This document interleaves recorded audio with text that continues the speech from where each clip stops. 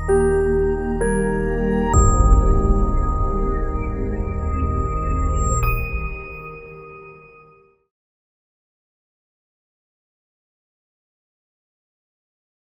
Hello నమస్తే, welcome to ఏవా భక్తి. నేను మీ యాంకర్ మధు. ఈరోజు మనతో పాటు స్టూడియోలో ఒక స్పెషల్ గెస్ట్ ఉన్నారనమాట. మూఢనమ్మకాలు మనం మన ఇంట్లో కానీ లేదంటే చుట్టుపక్కల వాళ్ళు కానీ ఫాలో అయ్యే కొన్ని మూఢనమ్మకాలు, మన నిత్య జీవితంలో జరిగే కొన్ని విషయాలు, మనం టెంపుల్కి వెళ్ళినప్పుడు ఒక పంతులు గారితో చర్చించే కొన్ని వివరాలు, వీటన్నింటి గురించి కూడా ఈరోజు మనం మాట్లాడబోతున్నాము. ఆ స్పెషల్ గెస్ట్ ఎవరంటే ఇటికరాళ్ళ సుబ్రహ్మణ్య శాస్త్రి గారు ఈరోజు మనతో పాటు ఉన్నారు. ఈ ఇంటర్వ్యూ మొత్తం కూడా జనరలైజ్డ్ క్వశ్చన్స్ ఉండబోతున్నాయి, అంటే జనరల్ క్వశ్చన్స్ ఉండబోతున్నాయి. మనం నిత్యం ఫాలో అయ్యే మూఢనమ్మకాలు ఎంతవరకు నిజం, ఒక పంతులు పరిహారం గురించి చెప్తే అది ఎంతవరకు వాస్తవం, అవి చేయడం వల్ల నిజంగా మనం ప్రాబ్లం నుండి బయటపడతామా, ఒకటి చేస్తే ఒకటి కలుగుతుంది, ఒకటి చేస్తే ఇంకోటి ఏదో వస్తుంది అని చెప్పే పంతులు ఎంతో మంది ఉన్నారు బయట. అవన్నీ నిజమేనా? సో ఇవన్నీ కూడా ఈరోజు మాట్లాడి తెలుసుకుందాం. నమస్తే శాస్త్రి గారు. నమస్కారం అమ్మా. ఎలా ఉన్నారు? బాగున్నారమ్మా, మీరు ఎలా ఉన్నారు? నేను చాలా బాగున్నాను శాస్త్రి. సంతోషం. సో జనరల్ గా మనకి ఒక శాస్త్రి గారు ఒక పంతులు గారు వస్తున్నారు అంటే మాట్లాడే సబ్జెక్ట్స్ అన్ని కూడా డిఫరెంట్ గా ఉంటాయి. మనం రోజు సోషల్ మీడియాలో కూడా చూస్తూ ఉన్నాం. అవును. సో ఇవన్నీ పక్కన పెడదాం. నాకు ఉన్న కొన్ని క్వశ్చన్స్ మా ఫ్రెండ్ సర్కిల్ ఒక నలుగురు దోస్తులు కలిసి ఒక దగ్గర కూర్చున్నప్పుడు వచ్చే జనరలైజ్డ్ క్వశ్చన్స్ కానీ మూఢనమ్మకాలు కానీ, మన ఇంట్లో పెద్దవాళ్ళు ఎక్కువగా మనకి ఇది చెయ్యమ్మా ఇది చెయ్యమ్మా అని సతాయిస్తూ ఉంటారు. సో వాటి గురించి మాట్లాడుకుందాం. తప్పకుండానమ్మా. ఓకేనా? ఏదైనా తప్పు ఉంటే మాత్రం ముందుగానే చెప్తున్నానండి, సారీ. అయ్యో భలేవారే, అసలు అలాంటివి అవసరం లేదు.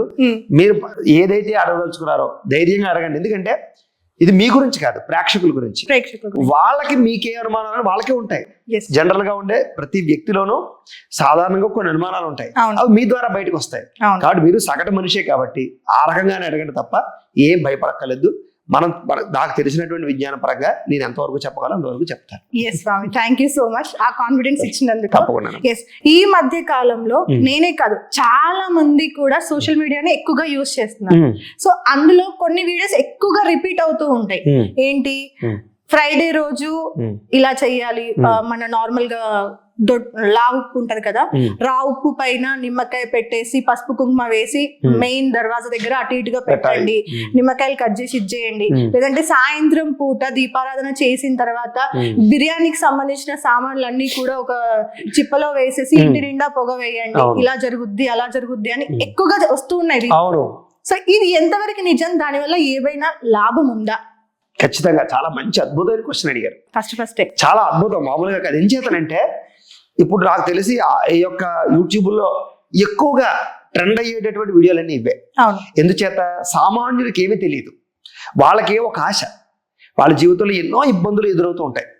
నా సమస్య ఎలా పోతుందిరా అని చూస్తూ ఉంటారు వాళ్ళు. ఇగో ఈ చిన్న ఉపాయంతో, ఈ చిన్న చిట్కాతోటి నీకు దరిద్రం పోతుంది, కోట్లు వస్తాయి, సిరి సంపదలు కలుగుతాయి అనేసరికి తెలియని ఆశ కలుగుతుంది వీళ్ళకి. నిజమే కదా, పోయిందే ఉంది, ఇంట్లో ఉన్న పోపు సామాన్లే కదా, మంటెట్టేస్తే ఏమవుతుంది అనుకుంటున్నారు. అనుకుని ఏం చేస్తారో తెలుసా మీకు? ఇది ఎంత ప్రమాదానికి దారితీస్తుందంటే ఈ చిన్న చిన్న విషయాలు.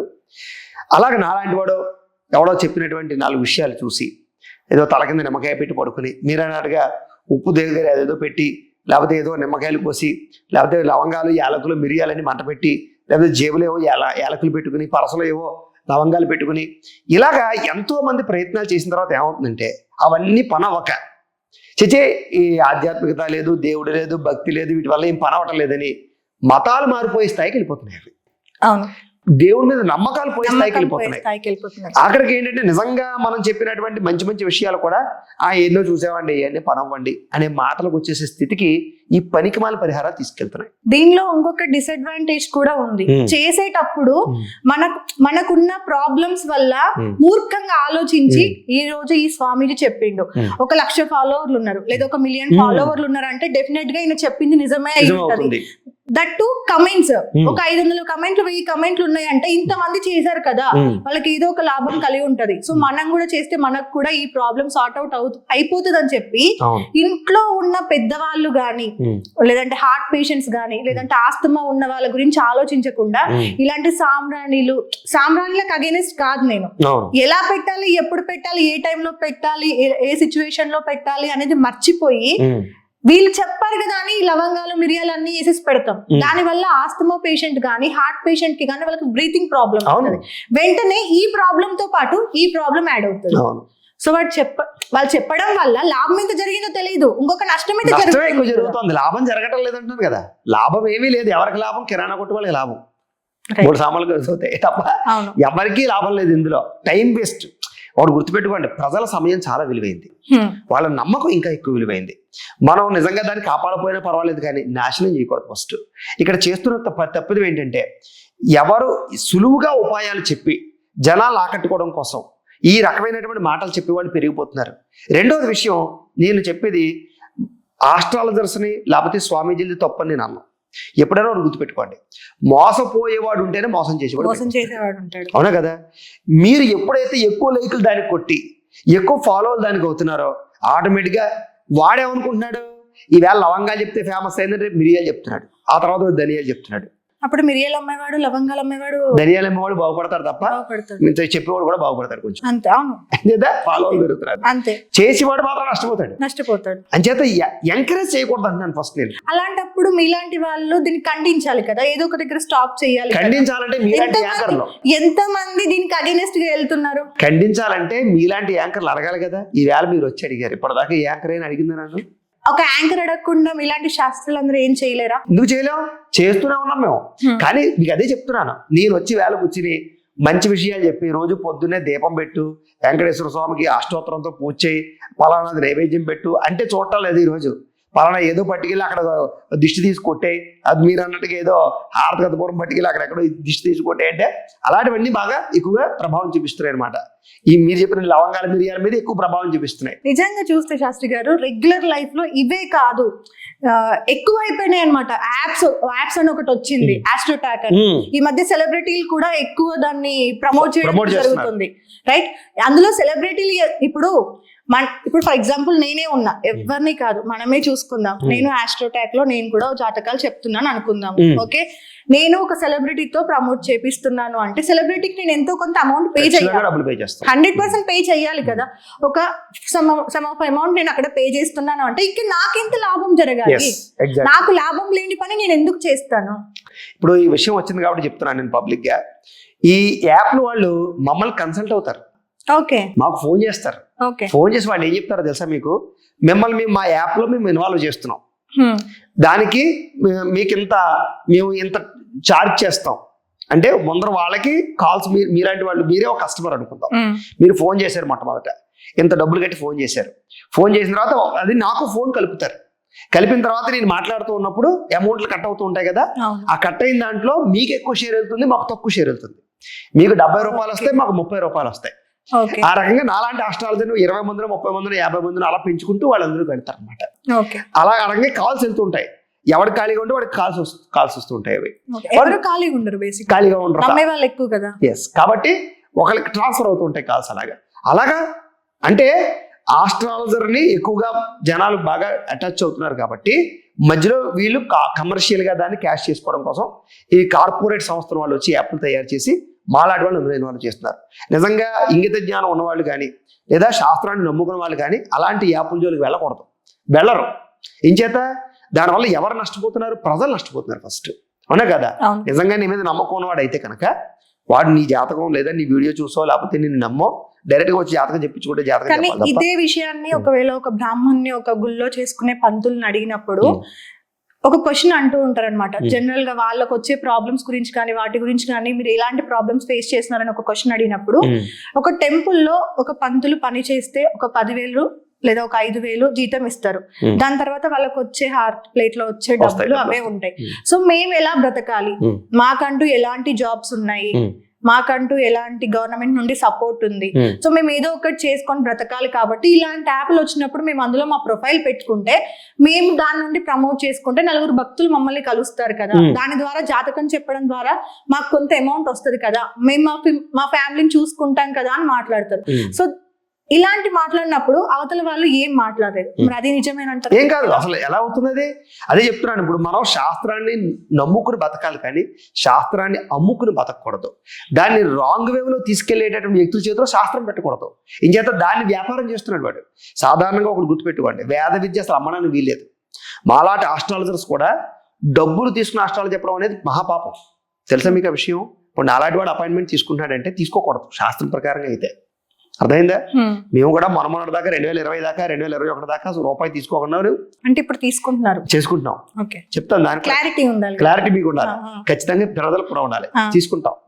అయితే ఎందుకు తీసుకున్నామనే చెప్తాను. ఎందుకు తీసుకోకూడదో ఫస్ట్ చెప్తాను. ఎందుకంటే ఇది వేద విద్య, దీన్ని అమ్ముకుని బతికితే మహాపాపం.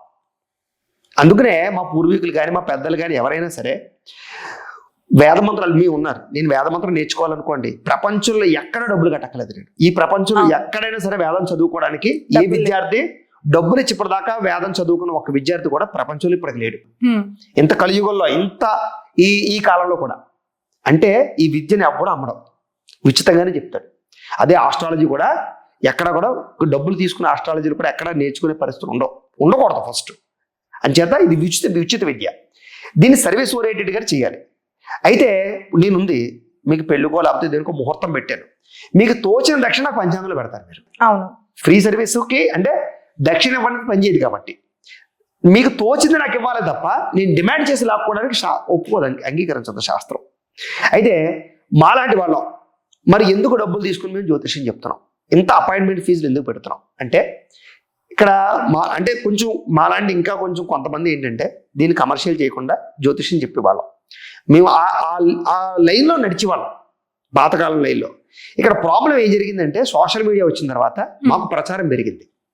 మాకు ప్రచారం పెరిగాక మేము కొంచెం పాపులర్ అయ్యాక ఎక్కువ మంది జనాలు మేము చెప్పేది నచ్చి మాకు ఫోన్ చేయడం ప్రారంభం చేశారు. ఈ ప్రారంభం చేసిన సమయంలో ఏం జరిగిందంటే ఫోన్లు వచ్చేటటువంటి వాటిలో సమస్య ఉన్నవాళ్ళు ఫోన్ చేయడం మేము చెప్తే, సమస్య అంటే ఎలాంటి సమస్య? పెళ్ళి అవ్వటం లేదు, ఉద్యోగం రావటం లేదు, అప్పులు పాలైపోయామంటే సమస్య. నేను ఎవరితో ప్రేమించానండి, అది నన్ను చూడటం లేదు, నేను వేళ లాటరీ కట్టాను, ఏ నెంబర్తో లాటరీ కడితే వస్తుంది, ఒక అమ్మాయి నన్ను లవ్ చేయండి ఏం చేయాలి, నాతో వచ్చేయాలంటే ఏం చేయాలి, ఎవరో పక్కింటి ఆవిడ నన్ను చూడటం లేదు, వాళ్ళు ఆయన వెళ్ళిపోయిన తర్వాత నేను ఏ వశీకరణం చేయాలి, నేను బెట్టింగ్ యాప్లలో డబ్బులు పెడుతున్నాను నాకు అన్ని డబ్బులు అయిపోతాయి, ఎప్పుడు వస్తాయి, ఇలాంటి క్వశ్చన్స్. నేను పలానా వాడికి అప్పిచ్చాను డబ్బులు రిటర్న్ ఎప్పుడు వస్తాయి. వీటన్నిటితో పాటుగా ఇంకా పైచ్యం చెప్తాను మీకు. ఈవేళ నేను ఇంటర్వ్యూకి వెళ్తున్నాను, ఏ రంగు బట్టలు వేసుకెళ్ళమంటారు, ఏ దిక్కు నుంచి బయలుదేరమంటారు, ఇలా మొదలైన తర్వాత ఈ స్క్రాప్ని కంట్రోల్ చేయాలంటే స్క్రాప్ అర్థమైందా? ఉచితంగా మనం చెప్తూ కొలిది లేచిన దగ్గర నుంచి పడుకునే దాకా 100 కాల్స్ వచ్చేవి.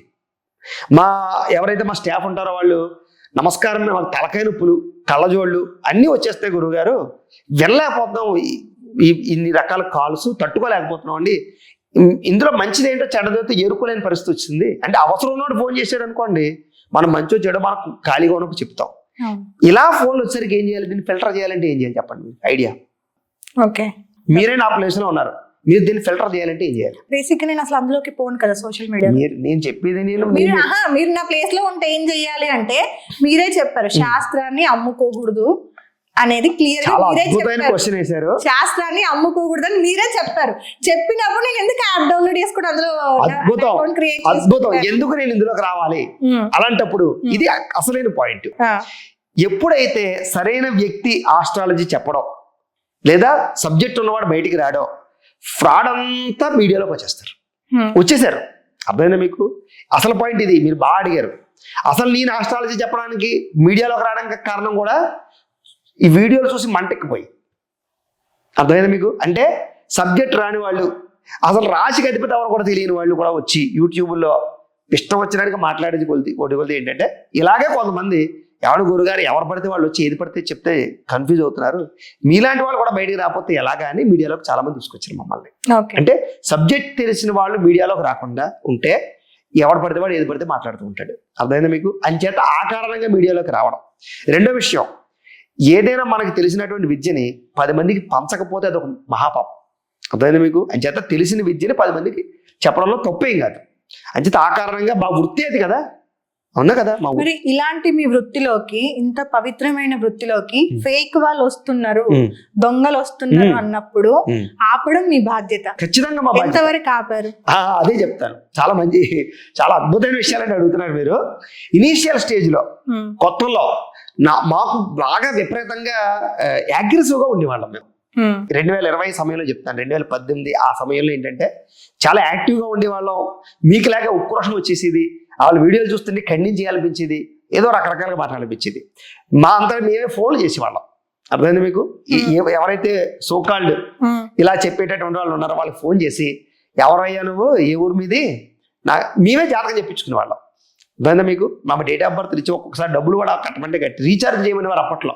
ఫోన్కి 500 రీఛార్జ్, 300 రీఛార్జ్, 200 రీఛార్జ్ చేయమంటే అసలు ఏం చేయాలి, వాళ్ళ టాలెంట్ ఏంటో తెలుసుకుందామని చెప్పేసి రీఛార్జ్లు కూడా చేసి చెప్తే, నీకు పలానా చోట ఎవరో ప్రయోగం చేసేసారు, నీకు ఏదో జరిగిపోయింది, మీకు మొగుడు పిల్లలు విడిపోయేలా ఉన్నారు. ఇక్కడ నాకు సారీ స్వామి డిస్టర్బ్ చేసిన, నిజంగా స్వామి ఇప్పుడు ఒక యాప్ ఉంది, మన పేర్లు కూడా అవసరం లేదు, ఒక యాప్ ఉంది ఇలాంటిది. అందులో రిజిస్టర్ అయ్యాము, ఒక పూజారితో మనం మాట్లాడాము.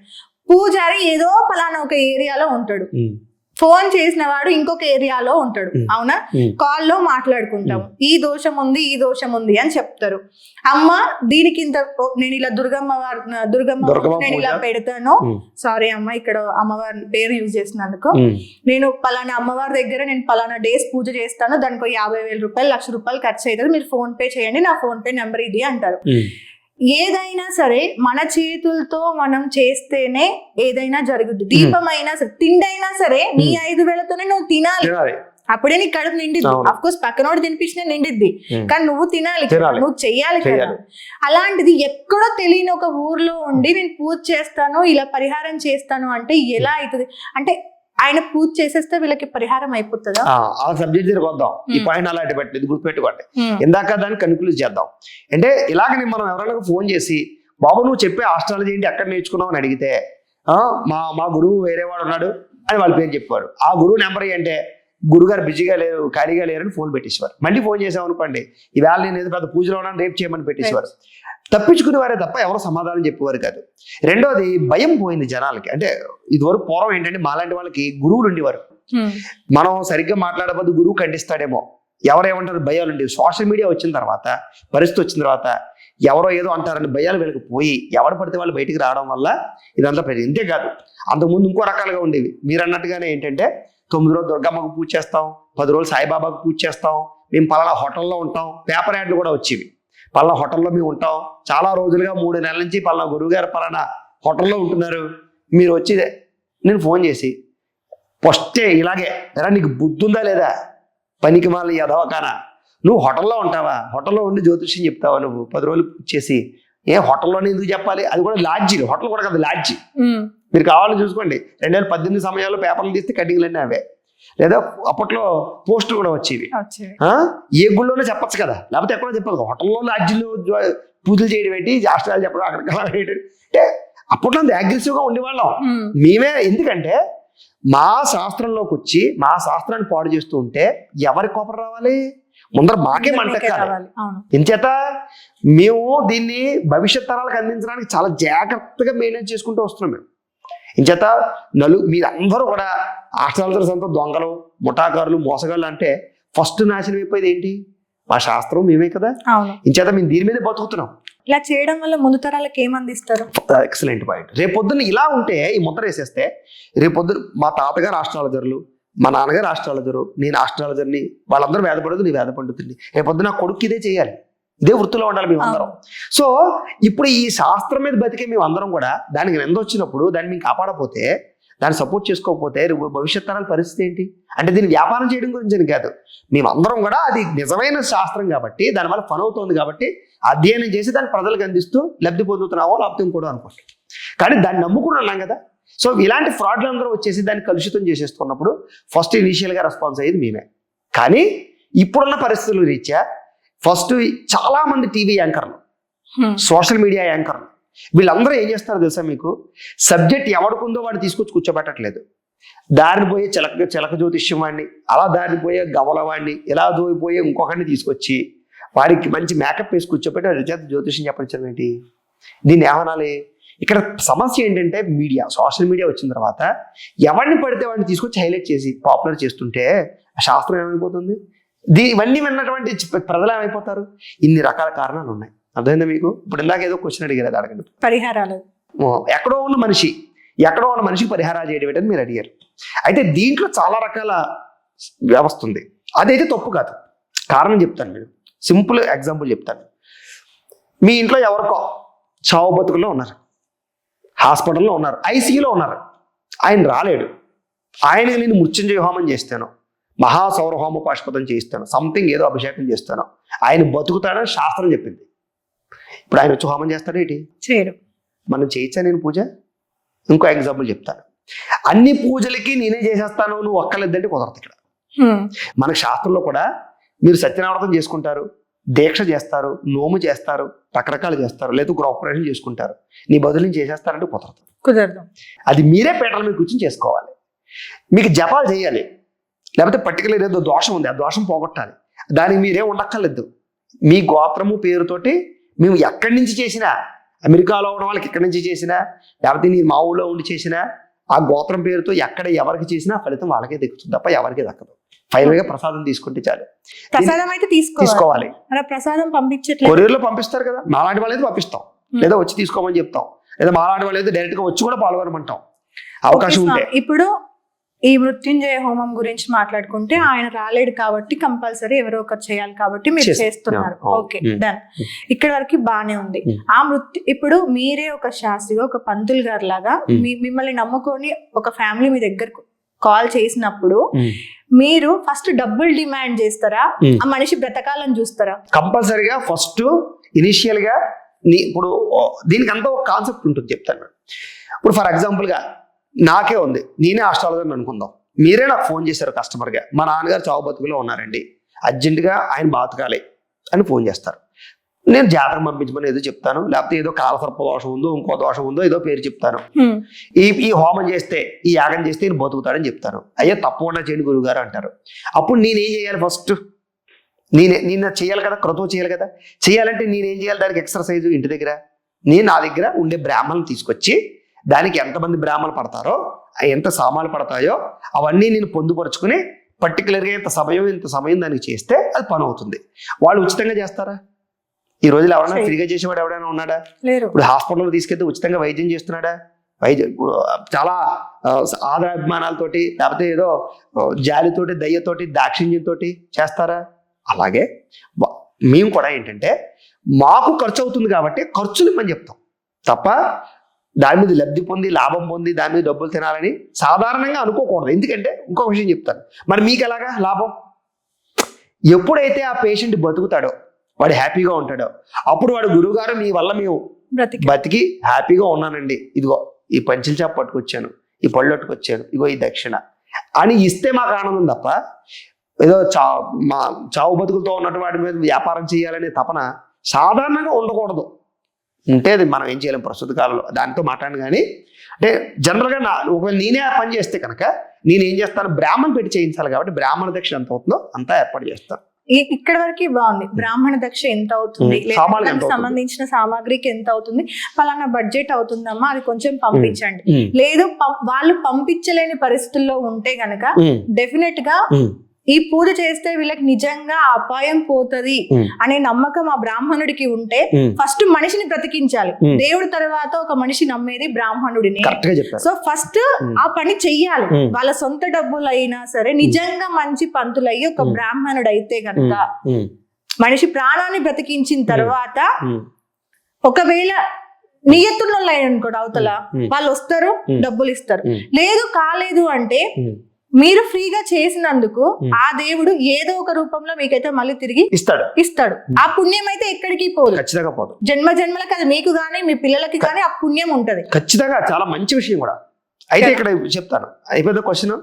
అయితే మళ్ళీ ఈ కేసులో మనమే తీసుకుందాం. మీరే ఉన్నారు, నాకే ఫోన్ చేశారు, నా దగ్గర ₹1 లేదు గురువు గారు, మొత్తం డాక్టర్లకు ఇచ్చేసాను, చేతులు చెల్లి అవ్వలేదు, ఆ పని ఏదో మీరు చేయించేయండి, మా నాన్నగారు బతికితేనే ఇంకోటి చేస్తారు, డబ్బులు ఇస్తారు అంటారు. ఇలాగా చాలా దెబ్బలు తినేసిన తర్వాత ఏం జరుగుతుందంటే మాలాంటి వాళ్ళకి ఎవరికి సహాయం చేయకూడదనే విరక్తి వచ్చేసింది. అర్థమైందా మీకు? అయితే ఇంకో విషయం చెప్పారు మీరు అందాక, మీకు పుణ్యం కదా, మీరు చేయొచ్చు కదా. నేనే ఉన్నాను, ఇదే సమస్య వచ్చింది, మీరు చెప్పినట్టుగా 10 మంది చేత బ్రాహ్మణులు పెట్టించి నేను కార్యక్రమం చేయలేకపోతున్నాను. అమ్మా నా వల్ల అవ్వదు, కానీ నేనేం చేస్తానో ఫ్రీగా చేస్తాను. నేను రోజు దేవతార్చన చేసుకుంటాను, రోజు దేవుడికి అభిషేకం చేసుకుని నా జపం ఏదో చేసుకుని నేను పూజ చేసుకుంటాను.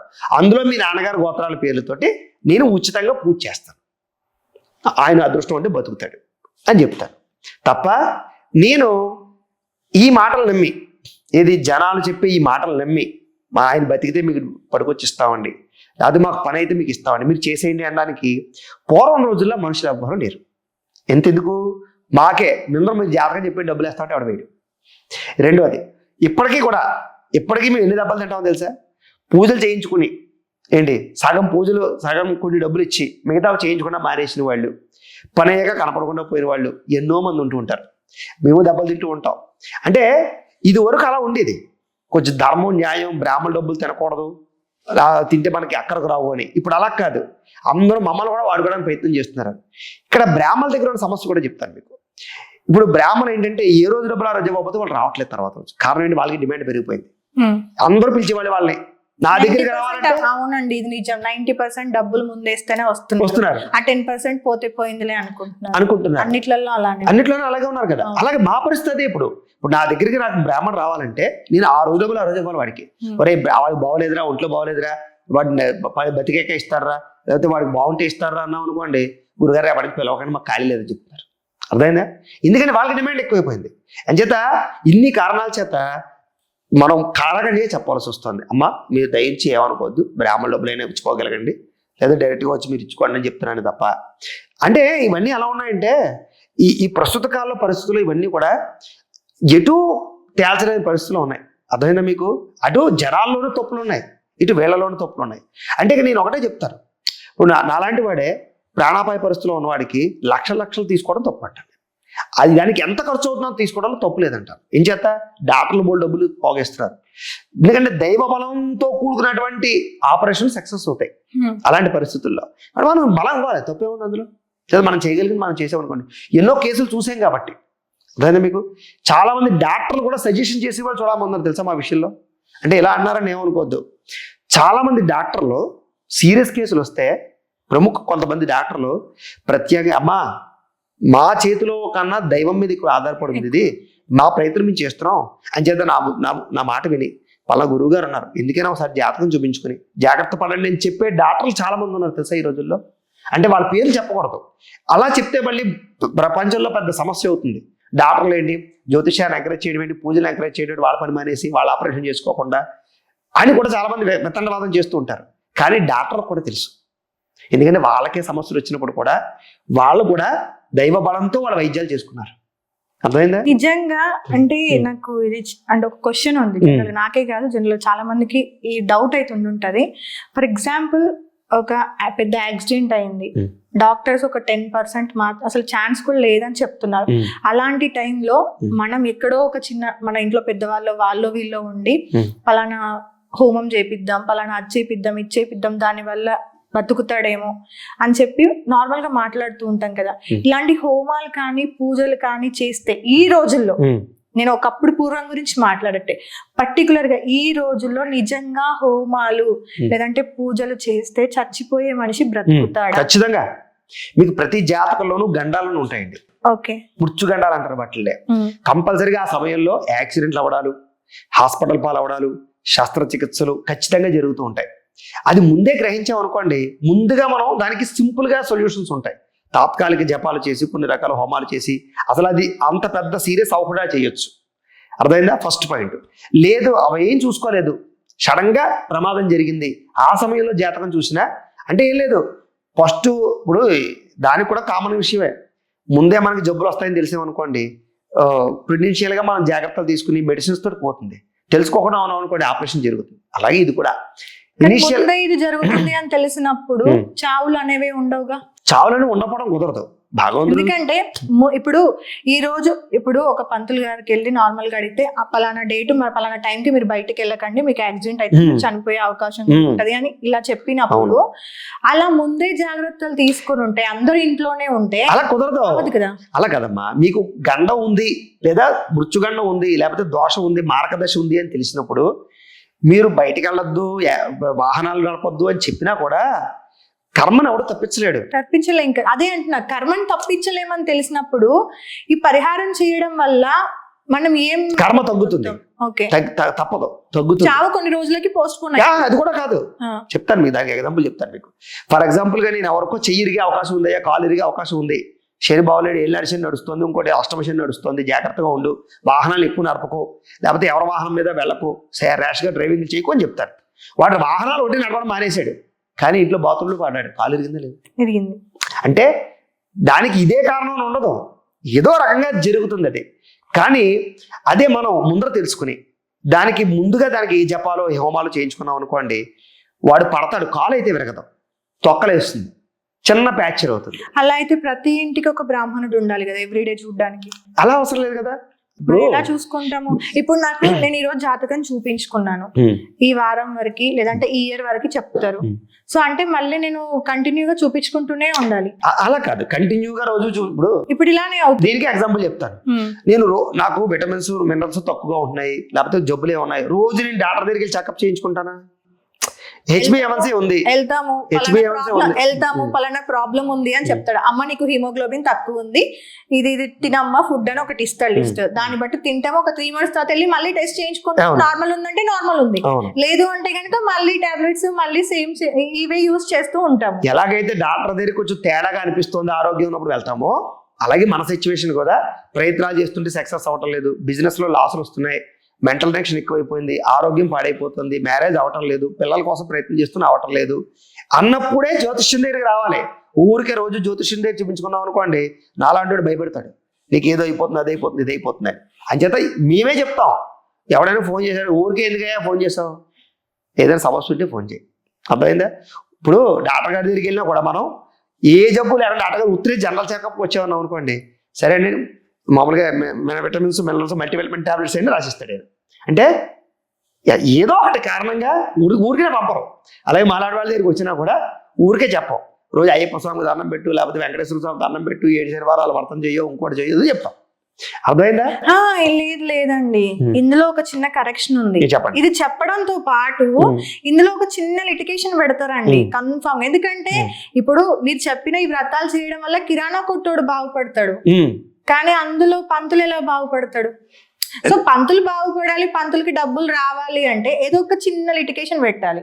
అంటే ఈ పూజ లేదా ఈ హోమం లేకపోతే ఇది కావాలి, లేదా ఇది చెయ్యండి అని చెప్తారు. అప్పుడే కదా పంతులకి కూడా కొంచెం డబ్బు వస్తుంది. ఇప్పుడు ఇందులో నేను ఎందుకు అంటున్నానంటే, మీరు మాట్లాడిన ఓవరాల్ టాపిక్స్ లోనే నేను వచ్చి మీరు ఏదో చేసిన తర్వాత పంచాంగంలో 50 రూపాయలు పెట్టాను అనుకోండి, ఈ రోజులలో 50 రూపాయలకి ఏమొస్తుంది? పాల ప్యాకెట్ 36 రూపాయలు, అవునా కాదు? సో 50 రూపాయలు సరిపోదు. అంటే నేను పెట్టడం గురించి ఆలోచించడం మానేసి మీరు అడగడం గురించే మొదలు పెట్టా. అంటే మీకు ఎలా రావాలనేది మీరు ఆలోచించుకోవాలి. అంటే ఏదో ఒకటి అయితే అబద్ధం అయితే కన్ఫర్మ్ గా 90% నిజం చెప్పిన 10% ఉంటుందా లేదా వాస్తవంగా చెప్పండి. అంటే జనరల్ గా ఒక విషయం చెప్తారు ఇందులో. ఇప్పుడు నిజంగా మంత్రాలు బాగా చదువుకుని సబ్జెక్ట్ ఉన్నటువంటి వాడికి అలాంటి కకృతి పనులు చేయాల్సిన అవసరం లేదు ఈ రోజుల్లో. కారణం చెప్పంటారా మీకు? ఈరోజు చిన్న గృహప్రవేశం చేయిస్తే మినిమం 10,000 ఇస్తున్నారు. ఒక రాత్రి పెళ్లి చేయిస్తే కనీసం 30,000 వస్తున్నాయి. కానీ వాడు బాగా చదువుకుని బాగా పెళ్లి చేయించగలిగితే, సబ్జెక్ట్ బాగా ఉన్నటువంటి వాడికి ఎప్పుడు డిమాండ్ ఉంటుంది. వాడు కకృతిగా చేయించక్కర్లేదు, వాడు 50కి 100కి అబద్ధాలు అడక్కర్లేదు. మీలాంటి వాళ్ళకి అక్కలేని పూజలు చేయించి లేకపోతే అనవసరమైన పూజలు చేయించి డబ్బులు సంపాదించవలసిన అవసరం సబ్జెక్ట్ ఉన్న వాడికి అవసరం లేదు. ఎవరికైతే అవేమీ లేకుండా జనాలు భయపెట్టి డబ్బులు సంపాదించుకోవాలనుకున్న వాడికి మీకు ఏదో ఒకటి చెప్తాడు వాడు, అది ఎంతో కాలం నిలబడుతుంది. ఇంచేత మీ దగ్గరకు వస్తాడు, ఏ పని తెలిసిపోతుంది. అమ్మ జనాలు తెంగరవాళ్ళు అనుకోవడం చాలా అమాయకత్వం. మనల్ని మించి 100 రెట్లు మేధావులు వాళ్ళు. ఎందుకంటే మనలాంటి వాళ్ళు ఎంతోమందిని చూస్తారు.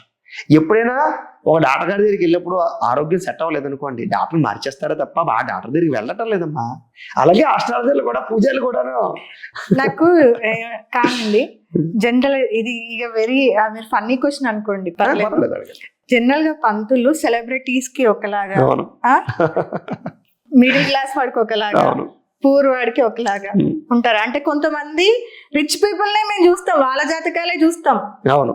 పూర్ వాడు వెళ్ళిండు అనుకోండి, దర్దాపుల్లోకి కూడా రానియాడు. అవును. అవునా? అక్కడ అర్థమైపోయింది కదా. అండ్ మళ్ళీ ఈ మధ్య ఎక్కువ వింటుంది ఏంటంటే, నేను పలానా హీరో ఇంట్లో పూజ చేశాను, పలానా సెలబ్రిటీ ఇంట్లో నేను అది చేశాను, అవును. పలానా సెలబ్రిటీ నా దగ్గరికే వస్తాడు. అసలు సెలబ్రిటీ జాతకాలు చెప్పి సెలబ్రిటీస్ ఆకర్షుకునేటటువంటి వ్యక్తులు ఉన్నారు ప్రస్తుతం. మీ అందరికీ తెలుసు. అక్కడే మీరు అర్థం చేసుకోవాలి కదా, వాడు కమర్షియల్, దీన్ని వ్యాపారం చేస్తున్నాడు తప్ప దీన్ని సబ్జెక్ట్లో చూడట్లేదు. వాడు సబ్జెక్ట్లో చూసేవాడు ఎవడో కూడా మీరు అన్నట్టుగా డిఫరెన్స్ చూపించడం. అర్థమైనా మీకు? వాడు కోటీశ్వరుడైనా ఒకటే, పామరుడైనా ఒకటే, సామాన్య రైతు అయినా ఒకటేగా చూస్తాడు వాడు.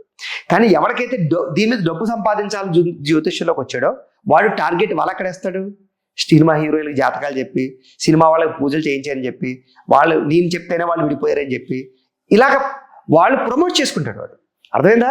అంటే వాడు ఎలాంటి ఆస్ట్రాలజర్ అనేది నేను నాటోడితో మీరు చెప్పక్కర్లేదు, మీరందరూ వాళ్ళకి ముద్ర వేయాలి. వాడందరూ వాడే చెప్పుకుంటాడు. నేను చెప్తేనే జరిగింది అన్నప్పుడు వాళ్ళ జాతకం కూడా వాళ్ళు చెప్పు కాదు. వాడు ఏం చెప్తున్నాడు పబ్లిక్ గా? మీరందరూ బలహీనులు, మీరందరూ ఎందుకు పనికిరాని ఎదవలు, నేను ఎదవని తెలుసు కూడా దగ్గరికి వస్తారు, మీరు ఎంత ఎదవలో తెలుసా అని చెప్పాడు. మనకి టార్గెట్ విసురుతున్నాడు. ఇంకొక విషయం చెప్తాను. మీరు ఇక్కడ నేను జనాలు తప్పుపడతాను. కారణం చెప్పంటారు మీకు? మీకు ఒకడు దొంగతనం చేశాడు, వాడిని మీరు ఎలా చూస్తారు? దొంగలానే చూస్తాం. వాడిని మీరు ఇంటికి రమ్మని కాఫీ ఇచ్చి టీ ఇచ్చి, శబాష్ భలే దొంగతనం చేసేవారా, నీ నేక్లెస్ మెచ్చుకోవాలరా, సూపర్ రా, నువ్వు ఎలా సంపాదించి ఎంత సంపాదించేవరా అంటే మీరేంటి ఇప్పుడు చెప్పండి? అంటే ఒక దొంగని ఎంకరేజ్ చేస్తున్నాడంటే వీడు కూడా దొంగ అయి ఉంటాడు. ఒక ఒక ఒక మన మినిస్టర్ లేకపోతే సీఎంఓ, ఒక రాజకీయ నాయకుడు దుర్మార్గాలు చేసి, దోపిడీలు చేసి, లేకపోతే రకరకాల హత్యలు చేసో, చీఫ్ మినిస్టర్ లేకపోతే రాజకీయం చేసో వ్యవహారం చేస్తున్నటువంటి వాడికి వాడు అది చేసాడని తెలుసు కూడా నువ్వు ఓటు వేయగలుగుతున్నావు, వాడిని వాడు మామూలుగా ర్యాలీకి వస్తుంటే దండలు వేయగలుగుతున్నావు, వాడు ఫాలో అవుతున్నావు అంటే నీలో ఏముంది? ప్రజల్లో కూడా ఆ మోసకారితనం, దొంగతనం, లేకపోతే ఆ రకమైనటువంటి మనుషులు కూడా కల్మషం అయిపోయారు.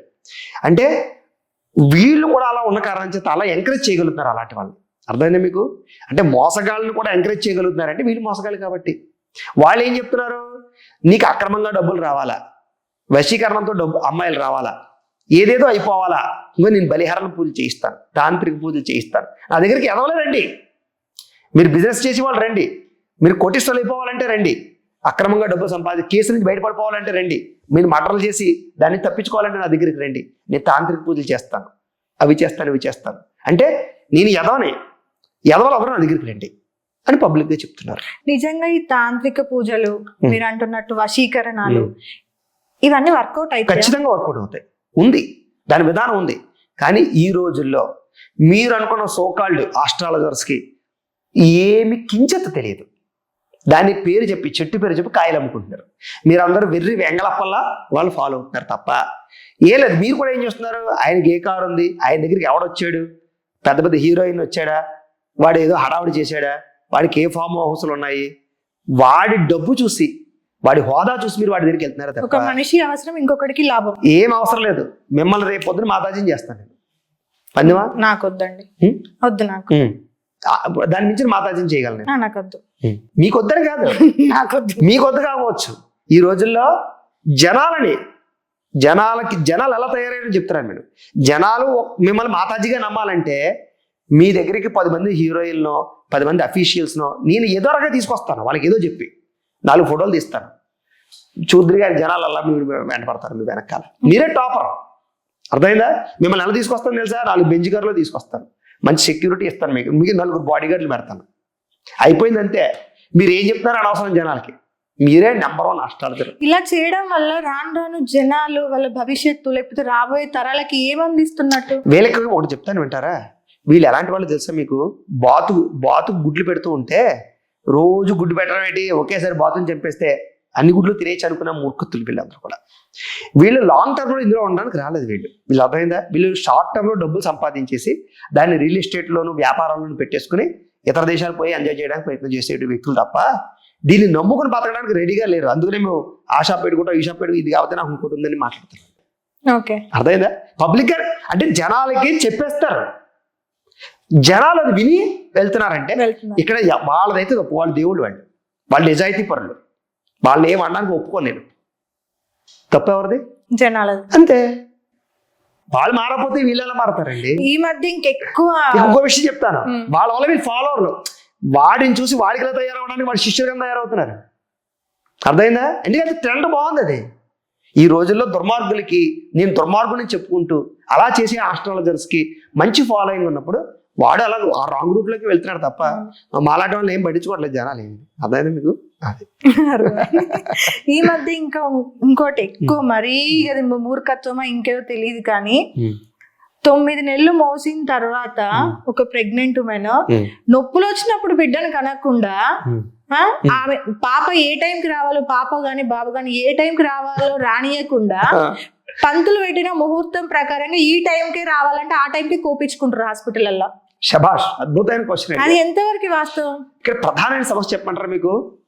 మేము ఎక్కువ ఫీల్ అయితే ఇప్పుడు దీని గురించే. మా దురదృష్టమో తెలియదు, ఏమిటో తెలియదు, కర్మ కొద్ది నాకే ఆ ఫోన్లకి వస్తాయి ఆపరేషన్ ముహూర్తాలు పెట్టమని. నేను పెడతాను, అదేనా పెట్టి తీరాలి. ప్రాబ్లం చెప్తాను మీకు. ఈ సమస్య ఎక్కడ స్టార్ట్ అయిందో చెప్తాను మీకు, మూలం ఎక్కడ తెలియదు. ఎప్పుడైతే నార్మల్ డెలివరీలు తగ్గి ఆపరేషన్లు స్టార్ట్ అయ్యాయో అక్కడ ఈ శాంతి నక్షత్రాలను ఉంటాయి. కొన్ని నక్షత్రాలకి శాంతులు జరిపించుకోవాలి. కొన్ని నక్షత్రాలు పుట్టినటువంటి వాళ్ళకి మూలా నక్షత్రం, ఆశ్లేష నక్షత్రం, కొన్ని నక్షత్రాలు చూసారా, అవి శాంతులు జరిపించుకోవాలి. అప్పుడు ఏం జరిగిందంటే వీళ్ళు శాంతి నక్షత్రం కాకుండా చూడండి గురుగారు, శాంతి నక్షత్రం కాకుండా ముహూర్తం పెట్టండి అని ముహూర్తాలు పెట్టడం స్టార్ట్ చేసి, అంటే శాంతులు చేయించుకోగలదని అర్థమైంది మీకు. రెండోది ఏంటంటే ఈ రకంగా ముహూర్తాలు పెట్టించుకోవడం స్టార్ట్ చేశారు. అది ఎలా తయారైందంటే ప్రస్తుత కాలంలో డాక్టర్లు కూడా ముహూర్తం పెట్టించుకురావడమ్మా ఇది నార్మల్ డెలివరీ రావదని చెప్పేస్తున్నారు. ముహూర్తాల దాకా పోయాయి. అయితే భగవంతుడు మనం పూర్వజన్మలో చేసిన పాపాలను బట్టి పుణ్యాలను బట్టి మనం ఏ టైంలో పుట్టాలి అనేది నిర్ణయిస్తాడు. దాన్ని బట్టి జాతకం వస్తుంది. అవును, అర్థమైందా? నేచురల్ గా జరిగే ప్రాసెస్ అది. బాగా నొప్పులు వచ్చి నార్మల్ డెలివరీ అయితే ఆ లగ్నం వాడిది, భగవంతుడు నిర్ణయించింది. అవును, యాక్యురేట్ గా జాతకం చూస్తే వాడికి అలా జరుగుతుంది. అదే మీరు ఆపరేషన్ చేసినటువంటి జాతకాలు పట్టుకొచ్చావు అనుకోండి, తారుమారు అవుతూ ఉంటాయి. అందులో యాక్యురేట్ గా రావు, ఎంత పర్సంటేజ్ రావు, చాలా పర్సంటేజ్ తగ్గిపోతుంది ఆపరేషన్ చేసినటువంటి వాళ్ళకి ఈ ఆపరేషన్ రావడం వల్లే.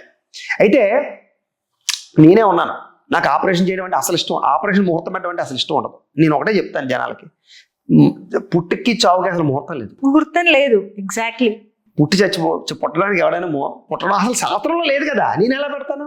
చావు ముహూర్తం లేదు. అయితే ఇక్కడ మేము ఏ రకంగా ముహూర్తాలు పెడతాం చెప్తాను మీకు లాజిక్. మేము ఏం చూసి ముహూర్తాలు పెడతాం మరి అలాంటప్పుడు అంటే, తండ్రి నక్షత్రం కాకుండా, తల్లి నక్షత్రం కాకుండా, పుట్టిన సమయాలకి కుజదోషాలు లేకుండా, కాలసర్ప దోషాలు లేకుండా, శాంతి నక్షత్రం కాకుండా, ఇవన్నీ చూసి ముహూర్తాలు పెడతాం మేము. అర్థమైందా? ఎలాగైనా వాడు ఆపరేషన్ చేయాలి వాడు. మరి అలాంటప్పుడు ఇంకేదో ముహూర్తానికైనా చేయాలి కదా, తప్పదు కదా. కాబట్టి శాంతులు లేకుండా ఏం లేకుండా ముహూర్తాలు పెట్టించుకుంటారు. మీరు ముహూర్తం పెట్టారు, అక్కడి వరకు బాగుంది. ఒకవేళ ఆ టైం వరకు కూడా బిడ్డ లోపల ఉంటే ప్రమాదం అయితే, అదే చెప్పాలి, జరగరాంది ఏదైనా జరిగితే నేను అదే ఎవరు దానికి బాధ్యులు? ముహూర్తాలకి నేను యాంటీ. ఫస్ట్ ముహూర్తాలు పెట్టడానికి నేనేం చెప్తానంటే, నేను ముహూర్తం పెడతాను కానీ ఈ లోపు నొప్పులు వస్తే ఏ టైంలో వస్తే ఆ టైంలో డెలివరీ చేయించేయండి తప్ప దీన్ని బేస్ చేసుకుని ఎప్పుడూ ఉండదని చెప్తాను. రెండోది, అలా నేనే ఒకవేళ ముహూర్తం పెట్టనని కరాఖండిగా చెప్పాను అనుకోండి, ఇంకోటి దగ్గరికి వెళ్ళి ముహూర్తం పెట్టించుకుంటున్నారే తప్ప, అయ్యో గురువుగారు భలే చెప్పారే, ఇది నిజమే కదా, చావుకి పుట్టుకి చావుకి ముహూర్తం ఏంటి అని ఆలోచించే ఇంకిత జ్ఞానం జనాలకు లేకుండా పోయింది. అంటే ఒకవేళ అలా చెప్పాను అనుకోండి, నాకేం తెలియని వాడిని ఈ రోజుల్లో. అర్థమైందా? అలాగా ఇక్కడ ప్రాబ్లం అంతా కూడా ఏంటంటే జనాలు తయారు చేస్తున్నారు, ఆస్ట్రాలజర్ని అలా తయారు చేస్తున్నారు, అలా తయారవుతున్నారు. అయితే ఇంకో విషయం, ఎంతసేపు జనాలదే తప్పు అని వాళ్ళ మీద బ్లేమ్ వేయడం ఎంతవరకు? బ్లేమ్ వేయడం కాదు, బ్లేమ్ వేయడం నేను అంటలేదు, చెబితే వినాలి కదా అంటున్నాను నేను. చెబితే వినకుండా పక్కవాడి దగ్గరికి వెళ్ళి పెట్టించుకోవడం ఏంటి, దాన్ని ఫాలో అవ్వకుండా, అది పెద్ద సమస్య. అయితే ఇంకో చిన్న ఇందులో చిన్న అలా అయితే ఆస్ట్రాలజర్ కూడా ఈడ 10,000 వచ్చినాయి కదా, నెక్స్ట్ గృహ ప్రవేశం చేస్తే 20,000 వచ్చినాయి అనుకునే వాళ్ళు కూడా ఉన్నారు కదా. ఉన్నారు, తప్పే ఉంది అందులో. సో మరి ఆస్ట్రాలజర్ వెళ్ళినప్పుడు భక్తుడు వెళ్ళడంలో తప్పేముంది? అది వేరే విషయం, అది కాన్సెప్ట్ పక్కన పెట్టిపోయింది. ఇప్పుడు ప్రధానంగా ఇందులో అసలు విషయం చెప్పడం మర్చిపోయారు కదా. ఇప్పుడు మళ్ళీ ఎవరి జాతకాలు కరెక్ట్ అవుతాయి, ఆపరేషన్ ఎవరికి చేయొచ్చు అంటే, నొప్పులు వచ్చేసాయి, నార్మల్ డెలివరీ అవ్వడానికి కష్టం, బెడ్ ఆటం తిరిగిందో, మెడలో ప్రేగేసుకుందో, కానీ అదే టైంలో డెలివరీ అవుతుంది. కానీ కష్టంగా అవుతుంది, చెప్పలేము, తల్లికి కానీ పుట్టకి కానీ ప్రమాదం. అప్పుడు ఆపరేషన్ చేశారనుకోండి, అది మళ్ళీ ఎగ్జాక్ట్ టైం. అది అంటే భగవంతుడు నిర్ణయించిన టైమే, రావడానికి ఇబ్బంది అవుతుంది. ఈ రకంగా రప్పిస్తున్నాం మనం. అలాంటివి మళ్ళీ యాక్యురేట్గా జరుగుతుంటాయి. అర్థమైంది మీకు? అలాంటి సమయంలో శస్త్రచికిత్స చేయొచ్చు. కాబట్టి అది కాన్సెప్ట్. అది ఏదేమైనా ప్రస్తుతం ఎలా ఉంది అంటే కనుక ట్రెండ్, ఆపరేషన్ చేయించుకోకుండా ఎవరు, ముహూర్తాలు చూడకుండా ఎవరు ఆపరేషన్ చేయించుకోవడం లేదు. ఫలానా డే పుట్టకూడదు, మంగళవారం పుట్టకూడదు. అసలు నాకు అర్థం కాదు ఏంటంటే మంగళవారం మంచిది కాదు, శుక్రవారం మంచిది అనే కాన్సెప్ట్ నిజంగా నిజమైతే మరి వారాలలో మంగళవారం ఎందుకు ఉంది? మరి వారాలు సృష్టించిన వాళ్ళలో మంగళవారం ఎందుకు సృష్టించారు? Yes, correct, exactly. ఈ జనాల్లో ఇది పెద్ద మూఢనమ్మకం, చాలా పెద్ద మూఢనమ్మకం. అంటే ఈ వారం మంచిది, ఈ తిథి మంచిది, ఈ నక్షత్రం మంచిది అనేటటువంటిది ఏది లేదు. దేనికి చెప్తాను నేను, అవి దేనికి చూసుకోవాలి తెలుసా మీకు? వివాహానికో, మన జీవితంలో పర్టికులర్ శుభముహూర్తం, లైఫ్ పెద్ద టర్న్ అవుతుంది దానివల్ల. పెళ్లి చేసుకునేది చాలా పెద్ద ముహూర్తం, అలాగే గృహప్రవేశం అనేది చాలా పెద్ద ఇష్యూ, శంకుస్థాపన చాలా పెద్ద ఇష్యూ. అలాంటి వాటికి తిథి వార నక్షత్రంలో యోగా కరణాలు అనేవి చూసుకుని ఆ టైంలో జాతకంలో చంద్రబలం, గురుబలం బలాలు ఉంటే బాగుంటుందని చెప్పి నిర్ణయించారు తప్ప నిత్యం నేను ఆఫీస్కి వెళ్ళేటప్పుడు మంగళవారం సెంటిమెంట్, బుధవారం సెంటిమెంటు చాలా పెద్ద పొరపాటు. వారాల్లో చెడ్డవారం అనేది ఏది లేదు. నక్షత్రాల్లో చెడ్డ నక్షత్రం అనేది చాలా మంది అడుగుతుంటారు, గురుగారు ఏ నక్షత్రం మంచిదండి? అసలు చెడ్డ నక్షత్రం అనేది ఏది ఉంది? లగ్నాన్ని బట్టి ఉంటాయి. నక్షత్రంలో చెడ్డ, అమావాస్య పుట్టినవాడు పెద్ద కోటీశ్వరుడు అవుతాడు, అయితే దొర అయిన అవుతాడు, అయితే దొంగ అయిన అవుతాడు. నానుడి దొర దగ్గర డబ్బులు ఉంటాయి, దొంగ దగ్గర డబ్బులు ఉంటాయి. అదేత అదొక కారణం. చేత తిథివార నక్షత్రాల్లో ఏదైనా మంచిదే. భగవంతుడికి అన్ని వారాలు ఇష్టమే. మనమే చెడ్డవాళ్ళం తప్ప తిథులు చెడ్డవు కాదు. అదే మనం చేసే తప్పులకి దేవుణ్ణి నిందిస్తూ ఉంటాం. నేను ఈ దేవుణ్ణి మొక్కాను, ఈ పూజ చేశాను, నాకేమీ కాలేదు, నేను ఇది తప్పు చేశాను, అది తప్పు చేశాను అని అనవసరమైన బ్లేమ్ చేస్తూ ఉంటాం అన్నమాట. నిత్యం కూడా అదే కదా జరిగేది. అలానే వారాలకు చూస్తే మంగళవారం, శనివారం అనేసరికి పెద్ద ఇది, మంగళవారం అనేసరికి పెద్ద ఇది. శనివారం రోజు చేతిలో మనం నువ్వులు ఎవరికి ఇవ్వకూడదు, దానాలు చేయకూడదు. మళ్ళీ అంటారు అదే శనివారం రోజు మనకు శని దోషం ఉంటే మనం ఇది చేయాలి. అవన్నీ శాస్త్రంలో నుండి వచ్చి ఉండొచ్చు, కానీ శాస్త్రం చెప్పేదాన్ని కాకుండా దాన్ని తారుమారు చేసి దాన్ని ఇంకొకలా తీసుకుని వెళ్ళి అసలు ఫాలో అవ్వకుండా గుడ్డిదాన్ని ఫాలో అవుతున్నాం కదా. ఇప్పటికీ మంగళవారం విషయంలో చాలా పెద్ద కాంట్రవర్సీలు ఉంటాయి తెలుసా మీకు? మంగళవారం అయినా సరే నిజంగా ఏదైనా ముహూర్తం పెట్టినా ఇంకోటి, గురుగారు మంగళవారం చూసారండి? మంగళవారం చూడడం ఏంటి? మంగళవారం పేరు జయవారం, దాని పేరు జయవారం. ఏం పని పడుతున్నా జయం అవుతుందని దాని పేరు. అంటే ఇది కొంతమంది క్రియేట్ చేశారు అలాగా. అర్థమైందా మీకు? అలా తెలియ, మీకు మంచి తక్కువగా పాగుతుంది, చెడు చాలా స్పీడ్ గా పాగుతుంది. కలుపు మొక్కలు తొందరగా ఎదుగుతున్నట్టుగా చెప్పారు కదా. అలాగేంటంటే ఇలాంటివి ఎక్కువగా మూఢనమ్మకాలు ప్రచారం అయిపోయి వారాల మీద చాలా బ్యాడ్ ఒపీనియన్ పడింది తప్ప. ఇప్పుడు నేను పెద్ద ఆస్ట్రాలజీ కదా, నేను ఇప్పటిదాకా ఒక కారు కొనుక్కున్నా, ఒక ఫోన్ కొనుక్కున్నా, ఏం చేసినా ఇప్పటిదాకా నేను ఏ వర్జ్యం కానీ దుర్ముహూర్తం కానీ నక్షత్రం ఏది చూడను. నాకు మా నాన్నగారు ఒక మాట చెప్పేవారు, మనం తిథివార నక్షత్రాలు కాదు, మనం మంచోళ్ళు అయితే అవన్నీ మంచిగా. ఎగ్జాక్ట్లీ, మన మనసు మంచిదైతే అవన్నీ మంచి పాజిటివ్ థింకింగ్ తో మనం వెళ్ళాం అనుకోండి, అన్ని బాగానే ఉంటాయి. అంతేగాని ప్రతి చిన్న విషయానికి, డైలీ చేసే రొటీన్ విషయాలకి ముహూర్తాలు చూసుకున్న వాళ్ళందరూ కూడా ఎంతో మంది పాడైపోయిన వాళ్ళు కూడా ఉన్నారు. దీనిలో ఇంకొకటి కూడా ఉంటుంది తెలుసా? పొద్దున్న లేవగానే ఫర్ ఎగ్జాంపుల్ మనం ఎవరితో ఒకరు మొహం చూసుకున్నాం అనుకో, మంచి జరిగితే వాడిని పొగుడతారు, చెడు జరిగింది అనుకో ఈ రోజు నీ దరిద్ర మొహం చూసాను, నా మొత్తం దరిద్రమే జరిగింది అంటారు. అందుకనే మన వాళ్ళు పెద్దవాళ్ళు ఏం చెప్పారంటే, ఆడవి మొహం చూడడం నీ చేతులు చూసుకో, కరాగ్రే వసతి, కరమధ్య లక్ష్మి, చూసుకొని మొహం నువ్వు చూసుకో, ఎవరి మీద నింద ఎక్కలేదు. దాంతో దీంట్లో కొన్ని లాజిక్స్ ఉన్నాయి. ఏంటంటే ఏం లేదు, మార్నింగ్ సమయంలో పాజిటివ్ వైబ్రేషన్స్, ఒక ఆహ్లాదకరమైన పరిస్థితి కావాలి. కాబట్టి మంచి ఫేస్ చూడండి. అందుకని దేవుడు పటం చూసుకోవడం వల్ల, లక్ష్మీదేవో లేకపోతే వినాయకుడు మంచిది చూడడం వల్ల మనకి తెలియకుండా ఒక పాజిటివ్, లేవగానే ఒక పాజిటివ్ థింకింగ్ వస్తుంది తప్ప ఏదో వాడి మొహం చూడడం వల్ల కీడు జరిగింది అనేది చాలా పొరపాటు. ఎవరి మీద నిందయకూడదు. అలాగే అందుకని ఎవరి మీద నిందయకుండానే నీవు చూసుకో, నిందుంటే నీ మీద వేసుకోవచ్చు. మన మీద వేసుకున్నా పర్లేదు, జంతువుల మీద కూడా వేస్తుంటాం. అవును, కరెక్ట్. జంతువుల మీద కూడా వేస్తుంటాం కదా. నల్ల పిల్ల ఎదురు రాకూడదు, దానికి బ్లాక్ పెద్దదంటారు, కానీ మళ్ళీ మనం నైట్ అంతా కూడా చీకట్లోనే ఉంటాం. అంటే కొన్ని దానికి చీకటి లేకుండా రోజు గడవదు, అవునా కాదా? నైట్ లో వచ్చే, ఇప్పుడు చీకట్లో వచ్చే చంద్రుడిని మనం దేవుళ్ళ కొలుస్తాం. చీకటి నచ్చదన్నప్పుడు నలుపు నచ్చదు, అవునా కాదా?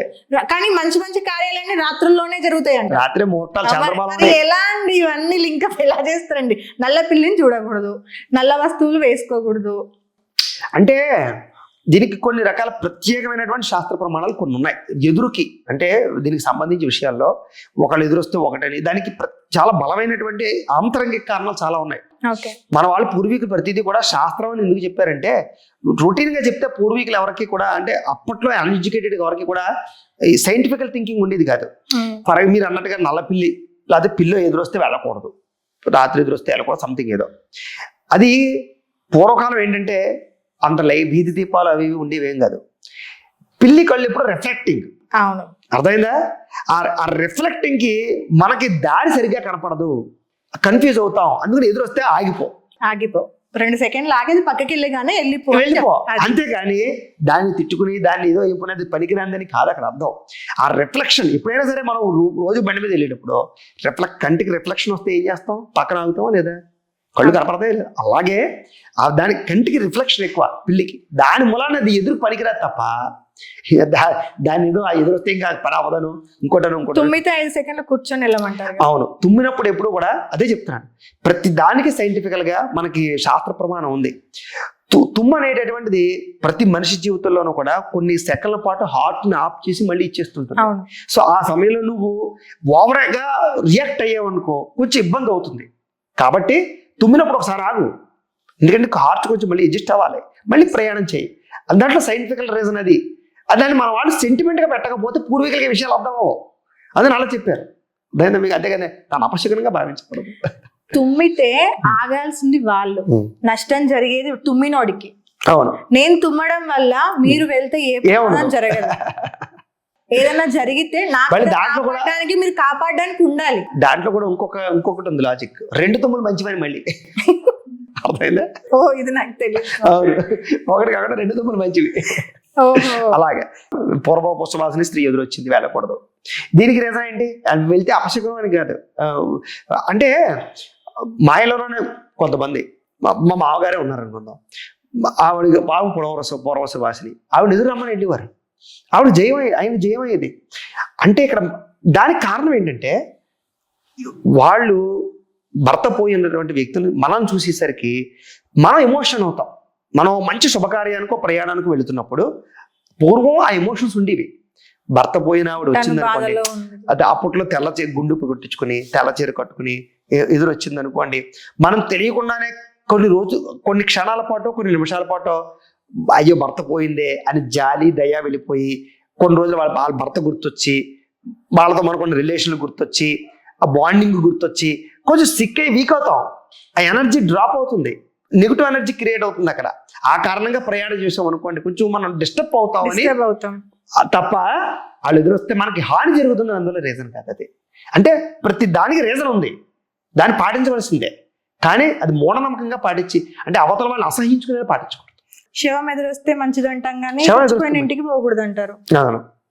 శవం ఎదురొస్తే మంచిది, శవం ఎదురొస్తే మంచిది దైవ స్వరూపంగా అంతే. శవం శివుడితో చూస్తాం కాబట్టి, చనిపోయిన ఇంటికి పోతే మాత్రం అంటుంటది. అది ఖచ్చితం. ఎందుకంటూ ఉంటుంది శాస్త్ర ప్రకారంగా కూడా ఇది వేరే రీజన్. శవం డీకంపోజ్ అవుతుంది కదమ్మా, అది బ్యాక్టీరియా వైరస్ దాని నుంచి ఫంగస్ అన్ని బయటకు వస్తాయి.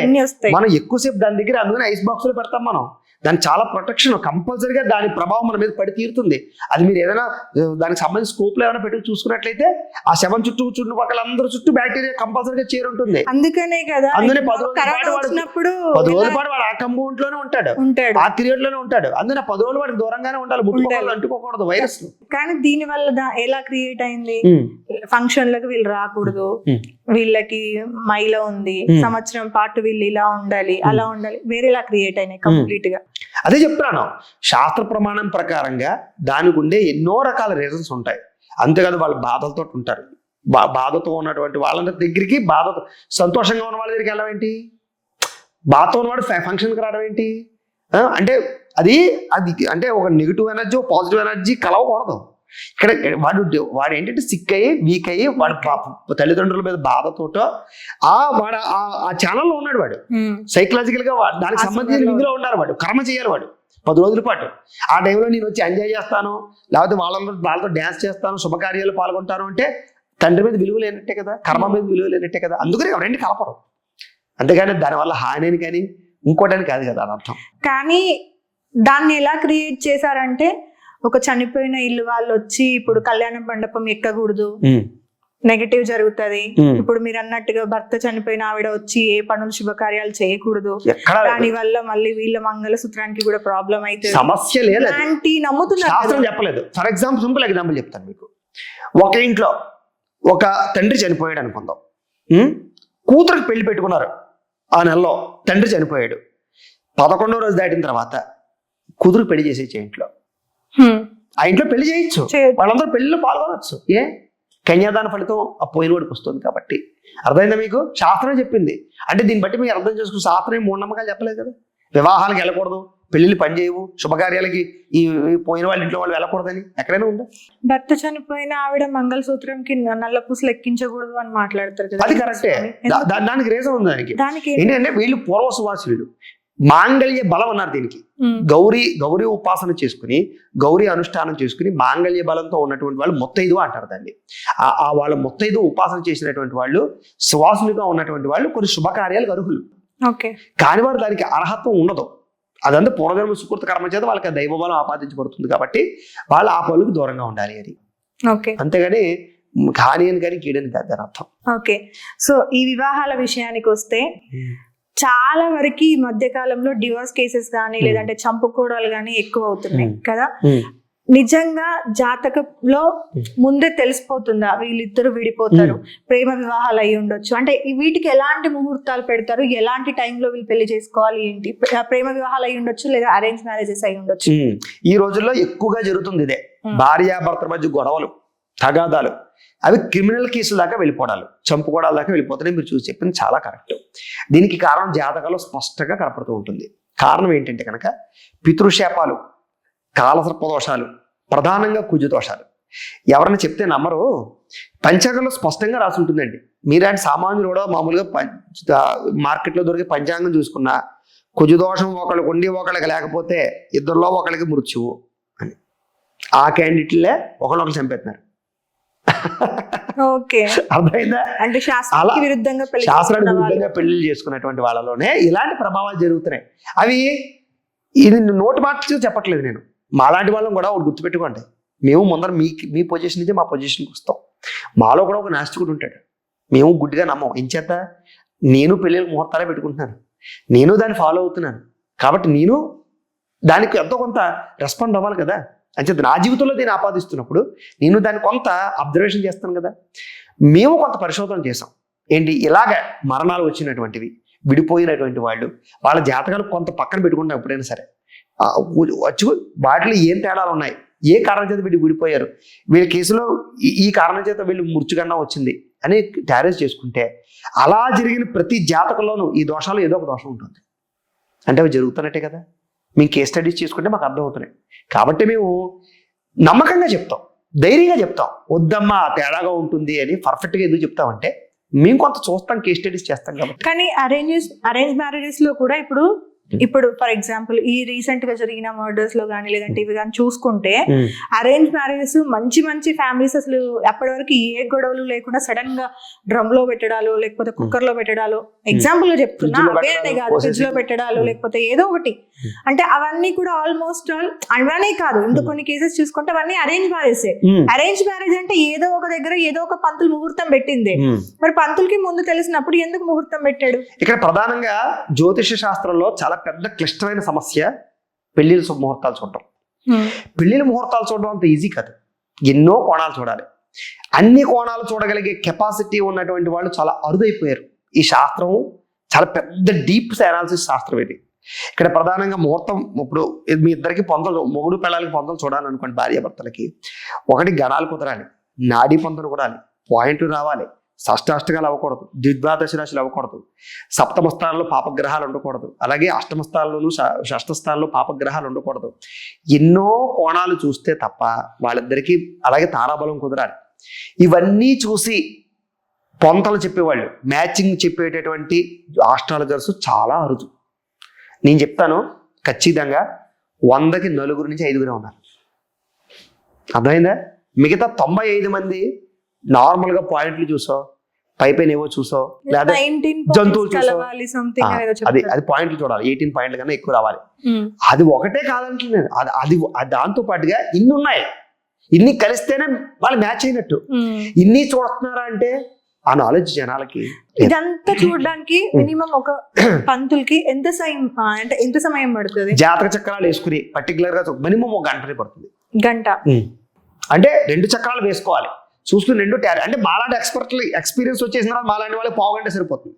ఎందుకంటే మాకు ఆల్రెడీ ఎన్నో చూసేసిన వాళ్ళని టక తెలిసిపోతుంది కాబట్టి, క్లారిటీ వచ్చేస్తుంది కాబట్టి, ఎన్నో చూసేసిన మూలాన్ని మాకు ఈజీగా తక్కువ టైం పడుతుంది. కొత్తగా వచ్చిన వాళ్ళకి కనీసం గంట పడుతుంది. రెండో విషయం, జనాల్లో కూడా చిన్న విషయం చెప్తాను మీకు. ఎవరు పడితే వాడితోటి ముహూర్తాలు పెట్టించుకోవడం, ఎవరు పడితే వాళ్ళతోటి ఈ మ్యాచ్ మేకింగ్ చూపించుకోవడం చాలా పెద్ద సమస్య అవుతుంది. అందుకనే ఈ సమస్యలు వస్తాయి. నేను చిన్న ఉదాహరణ చెప్తాను.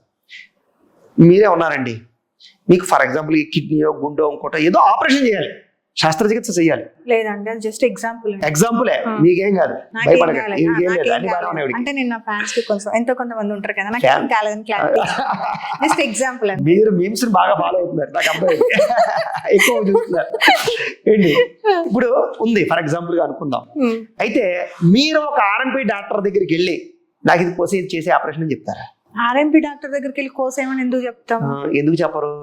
ఆడు డాక్టర్ కదా, చెప్పండి. అప్పుడు ఏం చేస్తారు మీరు? మంచి ఎండి ఎవడు బాగా ఎక్కువ కేసులు సక్సెస్ అయ్యాయో, ఎవడు పెద్ద హాస్పిటల్లో, ఎవడు స్పెషలిస్టో వాడి దగ్గరికి వెళ్ళి ఎందుకు ఆపరేషన్ చేయించుకుంటున్నారు? ఆర్ఎంపీ చేత ఎందుకు ఆపరేషన్ చేయించుకోవట్లేదు మీరు? ఆర్ఎంపీ చిన్న రూమ్ లో ఉంటాడు, ఆయన ఏసీలలో ఉంటాడు, అంతేనా? దాని పక్కన ఎంబీబీఎస్ అంతేనా డిఫరెన్స్?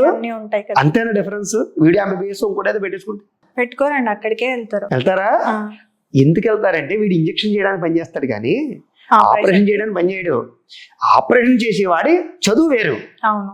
మన వాళ్ళు ఏం చేస్తారంటే గుళ్ళో అర్చకుడి దగ్గరికి, ఊళ్ళో మామూలుగా అర్చకత్వం చేసే వాళ్ళకి, మామూలు సామాన్య బ్రాహ్మణుల దగ్గరికి వెళ్ళి ఇవి చూపించుకుంటూ ఉంటే వాళ్ళు నాకు రాదని చెప్పరు కదా. రాదని చెప్తే ఏమవుతాడు? ఊళ్ళో చొలకన అవుతాడు. కానీ ఇప్పుడు మీరు అంటున్న దాని ప్రకారంగా చూస్తే అంటే ఊళ్ళో అర్చకుడికి జాతకం చూడడం రాదంటారా? రాదని నేను చెప్పడం లేదు, వాడు నేర్చుకుని చూడగలిగితే ఈ ప్రాబ్లమ్స్ రావని చెప్తున్నాను. అది ఎలా గుర్తుపట్టాలి జనాలు? అదే చెప్తున్నాను. అప్పుడు మనం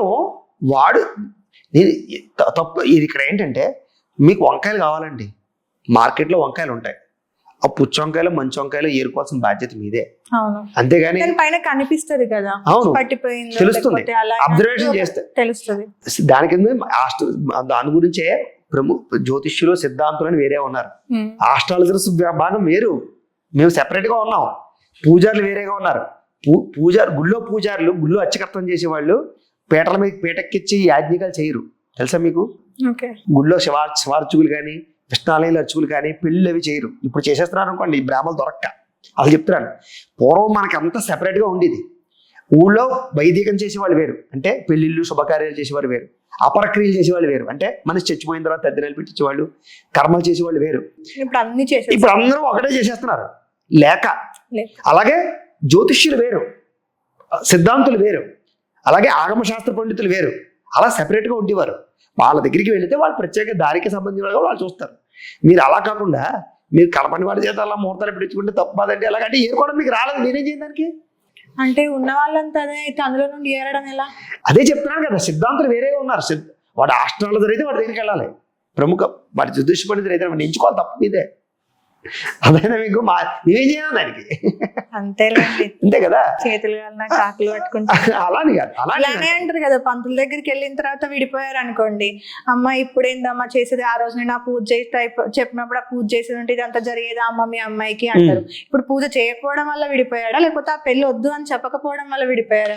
పెళ్లి వద్దని చెప్పడం వల్ల విడిపోయారు. పెళ్లి వద్దు అనేది ముందే చెప్పుంటే ఆ పెళ్లి జరిగేది కాదుగా. పెళ్లి వద్దని చెప్పాలి ఖచ్చితంగాను, అది వినాలి కదా వీళ్ళు. ఇప్పుడు నేను నా దగ్గర ఉందండి, అన్నీ చూసేసుకుని అన్నీ అయిపోయి ఫోన్ చేస్తారు.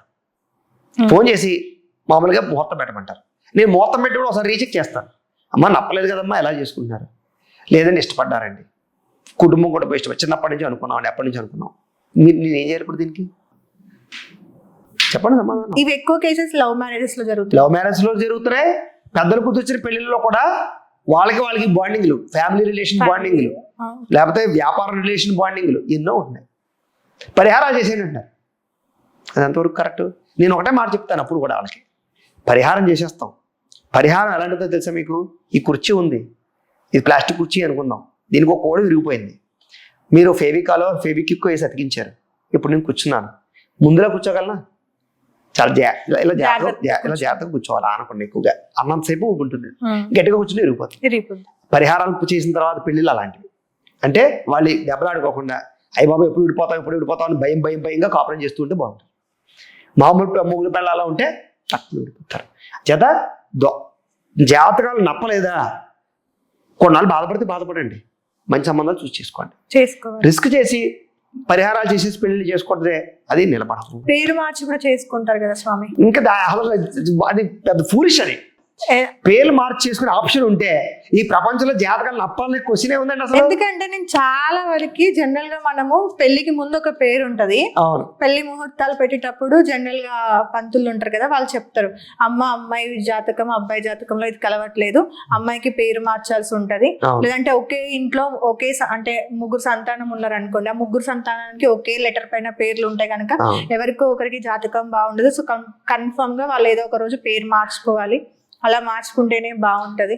పేరు మార్చుకోవడం వల్ల నిజంగా ఎలా పుట్టిన టైము గడియ అవన్నింటిని బట్టే జాతకం డిసైడ్ అవుతుంది అని చెప్తున్నారు.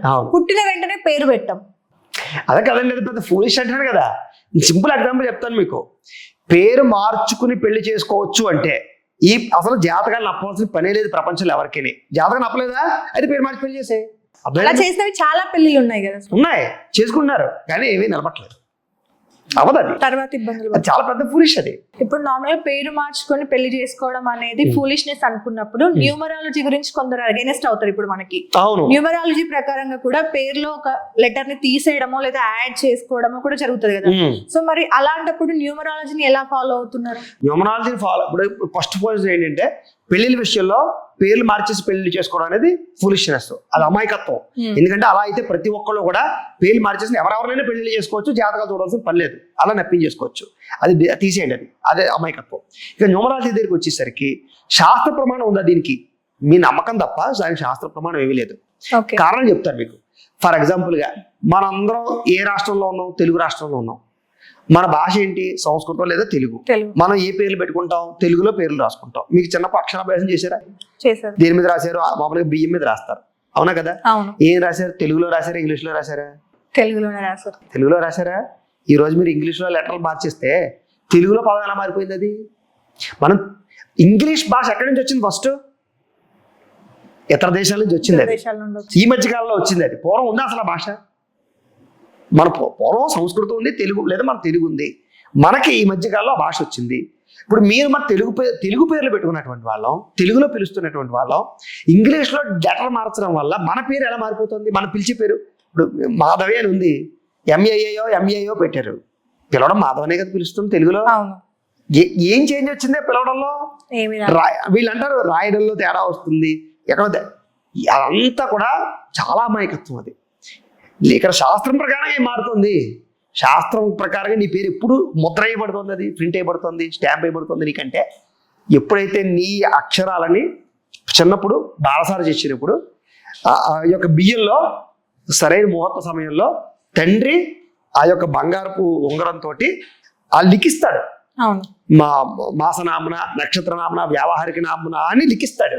ఆ లిఖించిన పేరు ఏదైతే ఉందో అది ఇక్కడ ముద్ర పడుతుంది. ఇది దాంతో పాటుగా నోట్లో ఆ పేరు చెప్పి పోస్తాడు. అప్పుడు నీకు ఆ పేరు అర్హం అయింది. అక్కడ నీకు పేరు మార్చాలంటే మళ్ళీ నామకరణం చేయాలి.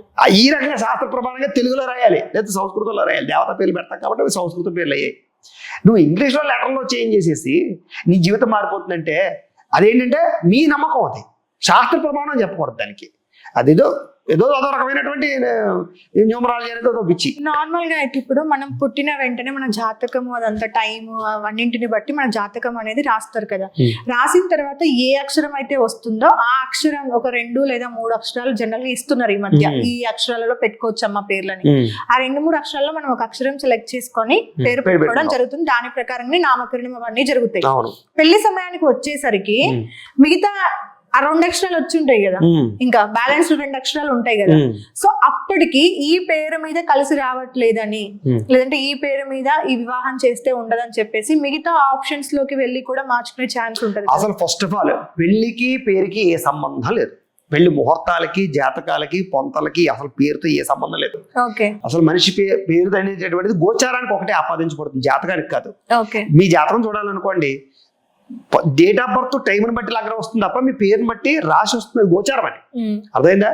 అయితే గోచారంలో రాశి వేరును జాతకంలో రాశి వేరు అవ్వకూడదని మనం ఏం చేస్తామంటే, ఏదైతే ఆ రాశికి ఆ పేరు వస్తుందో ఆ లెటర్తో ఫస్ట్ స్టార్ట్ అయ్యి పేరు పెట్టమంటాం, కన్ఫ్యూజ్ అవ్వకుండా. ఇది కూడా కారణం చెప్పంటే, పూర్వీకులకి ఏంటంటే ఈ డేట్ ఆఫ్ బర్త్ నోట్ చేసుకోవడాలు, రాసుకోవడాలు ఏమి ఉండేవి కావు. మరి వాడు మొండిగా గుర్తుపెట్టుకోవాలంటే, వీడి రాశి ఇదేని గుర్తుపెట్టుకోవాలంటే, వాడు పుట్టిన సమయానికి ఏ నక్షత్రం అవుతుందో ఆ రాశిని బట్టి ఫస్ట్ లెటర్తో వాడు పేరు పెట్టమని. రేపు పొద్దున డేట్ ఆఫ్ బర్త్ మర్చిపోయినా వాడు రాశి ఇదే, లా పేరు మీద స్టార్ట్ అయితే మేష రాశి ఇది. రేపు పొద్దున డేట్ ఆఫ్ బర్త్ ఎక్కడ పడిపోయినా, లేకపోతే ఏదో కాలిపోయినా ఏదో అయిపోయినా నాకు మేష రాశి అంటే ఏం చెప్తారు వాడు. అంటే ఆ రాశి ఫండమెంటల్గా వీటి గుర్తుండడానికి డేట్ ఆఫ్ బర్త్ని బట్టి వచ్చిన నక్షత్రాన్ని బట్టి పెట్టేవారు. రెండు ఒకటి అవ్వాల్సి ఇంకా వాళ్ళు గోచారం జాతకం తప్ప ఈ రకమైన కారణం కాదు. రెండోది, పేర్లు మార్చడం అనేటటువంటిది అసలు అవసరం లేదు. ఎందుకంటే జాతకాలు చూసేటటువంటి సమయంలో పేరుని బట్టి జాతకాలు చూడడం. అర్థమైందా? ఎవరికి చూస్తామంటే, మీకు డేట్ ఆఫ్ బర్త్ లేదు, లేదా ఎవరో అనాథ ఉన్నాడు వాడికి డేట్ ఆఫ్ బర్త్ తెలియదు, మరి ఎప్పుడు చూస్తాం? అప్పుడు ఎలా చూడాలి? అప్పుడు మనం పేరుని బట్టి జాతకం పొంతలు చూస్తాం. గుర్రం లేకపోతే ఆవు పూలే అయిందా, అది పావు ముంగీసా అయ్యారా, ఇలా పొంతలు చూసి వివాహ చేస్తూ ఉంటాం. అప్పుడు మరి ఏమి చూడడానికి ఆధారం లేదు, ఏదో ఒక ఆధారం కావాలి కాబట్టి. అప్పుడు కూడా కలవలేదు అంటే కలవలేదు, మళ్ళీ పేరు మార్చుకొని చేసుకునే అసలు పేరు మార్చి పెళ్లి చేయడం అనే కాన్సెప్ట్ అనేది పెద్ద బూతు. అలా అయితే ఎవరికి, నేను అదే చెప్తున్నాను, అలా అయితే ఇంకెవరికి పెళ్లిలామో అందరికీ ఎవరైనా వెళ్ళనైనా పెళ్లి. జాతకాలు నప్పకపోవడానికి క్వశ్చన్ ఏది, ఇంకా నప్పలేదా ఆ పేరు మార్చి పెళ్లి చేసుకో. ఇంక నప్పకపోవడం వల్ల పెళ్లి చేసుకోవడం అనేది ఉండదు కదా అసలు. అదే కదా, అదే అంత లాజిక్ ఆలోచించారు కదా జనాలు కూడా, అంత ఫూలిష్ గా నమ్మితే ఎలాగా. చాలా జరుగుతూ ఉంటాయి కదా, అంటే సడన్ గా పేరు మారిపోతూ ఉంటుంది. అంటే నార్మల్ గా మన సర్టిఫికెట్స్ లో వీటిలో ఒక పేరు ఉంటుంది, ఏం లేదండి, ఇంకొక పేరు. వీళ్ళకి ఒక కారణం కావాలి అవును అనిపించుకోవడానికి మాలాంటి వాళ్ళ చేత. అర్థమైందా? ఏదో రకంగా ప్రేమించుకున్నారు, మరి ఎలాగే మనం అవును అనిపించుకోవాలంటే, నాలాంటి వాడు ఆ పేరు మార్చేలా చేసుకోవాలంటే నేను మంచివాడిని అవుతాను కాబట్టి మార్చేసుకుని చేసుకుంటాను. దాని తర్వాత విడిపోవడాలు మామూలే జరుగుతూ ఉంటాయి. అవన్నీ ఇంకా నెక్స్ట్ విషయాలు మనం చూస్తూనే ఉంటాం, రోజు టీవీ పెట్టుకుంటే మొదలవుతాయి అవన్నీ. థ్యాంక్ యూ సో మచ్ స్వామి. చాలా విషయాలకి, చాలా మూఢనమ్మకాలకి ఈ రోజు శాస్త్ర ప్రకారంగా ఒక క్లారిటీ ఇచ్చారు. ఏమైనా తప్పుగా ఏం మాట్లాడలేదు, చాలా మంచి విషయాలు. నిజంగా జనాలకి ఏం కావాలో అక్కలేని సోది కాకుండా, జనాలు నిజంగా ఇవన్నీ డౌట్లు జనాలకు ఉంటాయి, కానీ సరిగ్గా క్లారిఫికేషన్ ఇచ్చేటటువంటి వ్యక్తులు ఈ రోజుల్లో కొంచెం అరుదుగా ఉంటున్నారు. అలాంటి అడిగే యాంకర్ లేక, ఫస్ట్ మీకు ఒక విషయం చెప్తాను వింటారా?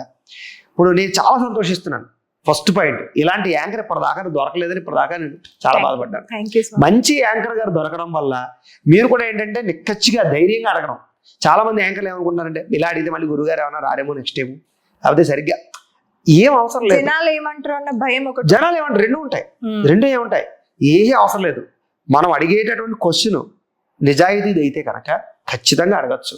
కాబట్టి ధైర్యంగా మీరు అడిగిన దానికి మిమ్మల్ని అప్రిషియేట్ చేస్తూ, అలాగే మీరు భవిష్యత్తులో కూడా ఇలాగే మీ ట్రెండ్ మీరు మార్చుకోకుండా ఫాలో అవ్వాలని మనస్ఫూర్తిగా కోరు. ఎందుకంటే మాలాంటి సబ్జెక్ట్ ఉన్న వాళ్ళ దగ్గర సబ్జెక్ట్ బయటికి రావాలంటే మీలాంటి యాంకర్లు కావాలి. రొటీన్గా అడిగే క్వశ్చన్లు, జనరల్ విషయాలు అడిగారు అనుకోండి, మాకు బోర్ కొడుతుంది. అలా కాకుండా మంచి కాన్సెప్ట్లు తీసుకొచ్చి అడిగారు కాబట్టి ముందర మీకు కూడా నేను ధన్యవాదాలు, కృతజ్ఞతలు చెప్తాను. ఎందుకు అడిగాను అంటే దీనికి కూడా ఒక రీజన్ ఉంది. తెలియకపోవడం వల్ల మనం వాటిని ఫాలో అవుతున్నాం. వాటిని ఫాలో అవ్వడం వల్ల మనం ఎఫెక్ట్ అవ్వడం కంటే కూడా మన పిల్లలు వాళ్ళకి చెప్పడం, వాళ్ళ పిల్లలు అంటే ఫ్యూచర్ తరాలు కూడా ఇబ్బంది పడే ఛాన్స్ ఉంది. అసలు శాస్త్రాన్ని పక్కన పెట్టి మూఢనమ్మకాలను ఎక్కువ ఫాలో అవ్వడం వల్ల భవిష్యత్తు తరాలకు ఏమిస్తాం? ఇప్పటికే అన్ని కోల్పోతున్నాం. సో ఒరిజినల్ వాటిని కూడా కోల్పోవడం వల్ల మనకి ఏమీ రాదు. అందుకే కొన్ని క్వశ్చన్స్ ని జనాలకు అగైనెస్ట్ అయినా, కొంతమంది బ్రాహ్మణులకి ఏమైనా ఇబ్బంది కలిగినా కూడా అడగక తప్పదు. ఎందుకంటే అడగాలి, క్లారిటీగా తెలుసుకోవాలి. అండ్ మేము అడిగినా కూడా అంతే ధైర్యంగా చెప్పాల్సింది మీరే. సో మీరు అంతే ధైర్యంగా చెప్తారు కాబట్టి థ్యాంక్ యూ. ఇంకా చాలా క్వశ్చన్స్ ఉన్నాయి, బట్ ఈ ఎపిసోడ్ లో అది అవ్వదు కాబట్టి నెక్స్ట్ ఎపిసోడ్ లో మళ్ళీ కంటిన్యూ చేద్దాం తప్పకుండా. సో చూసారు కదా, ఈ వీడియో అయితే ఎవరికి అగైనెస్ట్ కాదు, అలానే ఎవరికి సపోర్ట్ కాదు.